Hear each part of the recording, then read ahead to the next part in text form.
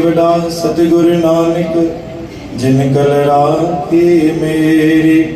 नासरी मेला तीजा धन गुरु अमरदास साहिब जियो सबलो आपकी सेवा कयो मेर सदाई। सदा धनवंतर नाम समाले जिय जंत जिनय प्रतिपाले। मुकत पदार्थ तिनको पाए हर के नाम रते मिलाए। गुर सेवा ते हर नाम धन पावे अंत प्रकाश हरि नाम दियावे।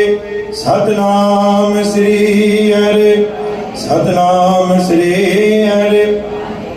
गुरु प्यारे साध संगत जी अज साहिब ने वचन साहिब के पातशाह धन गुरु अमरदास साहिब सदा धनवंत नाम संभाले सचो धन असांजो सिमरन आहे। गुरु महाराज जी भक्ति आहे जेको असां सिमरन कयूं था उहो असांखे औखे वक़्त में साथ ॾींदो आहे। जीअं पाण पैसा जमा कंदा आहियूं त लॻंदो आहे कि अॻिते पाण खे उहो साथ ॾींदो।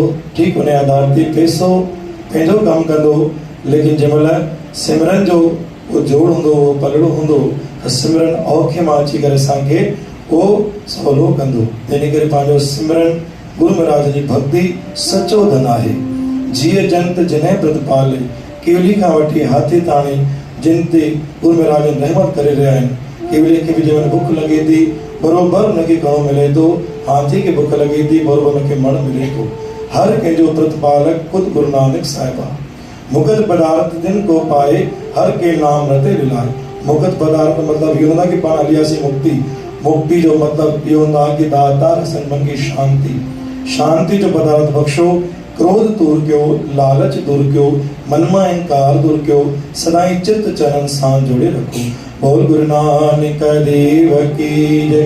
साच दरबार साहिब की आशवंदी गुरु तो दरबाई तो बिन वाहन काई राम।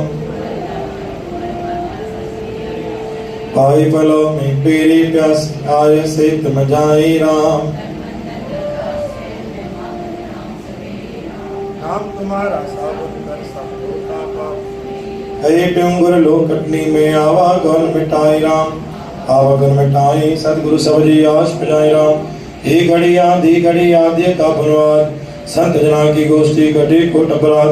जो जो पलो पाए राजा जो राज करे प्रजा जो सुख वसन पानी जा भंडारा भरपूर करे। जने चोटे तिलक दी लाज रखे विंचन जा बोल बाला करी गौ ब्राह्मण रखा करी। चारे बन्ना सवा करी देश परदेश रखा करी। जे गुजरी आश दरे पालो जरे सतगुरु नानक शाह 40 वर्ष साहिब उनकी हर आश पूरी करी। गज कर बोल मरे लाल की जय। आयु लाल ताली बजाए सभई जो झूले। वाह